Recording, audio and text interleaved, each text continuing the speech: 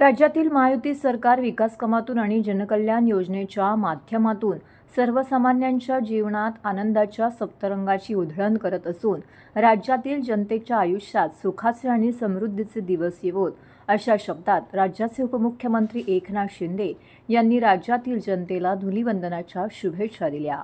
दरम्यान देशाचे पंतप्रधान नरेंद्र मोदी यांना मॉरिशस सरकारच्या वतीने सर्वोच्च नागरी पुरस्काराने सन्मानित केल्याबद्दल त्यांचं अभिनंदन करून त्यांच्यामुळे भारताचा जगात नावलौकिक वाढत आहे ही तमाम भारतीयांसाठी अभिमानाची गोष्ट असल्याचं सांगितलं। ठाणे येथील निवासस्थानी कुटुंबियासमवेत उपमुख्यमंत्री शिंदे यांनी नैसर्गिक रंगांची उधळण करीत धुलीवंदनाचा सण साजरा केला। यावेळी पत्नी लता, मुलगा खासदार डॉक्टर श्रीकांत शिंदे, स्नुषा वृषाली, नातू रुद्रांश यांच्यासह कार्यकर्ते, माध्यमांचे प्रतिनिधी, पोलीस यांच्यासोबत त्यांनी धुळवड साजरी केली।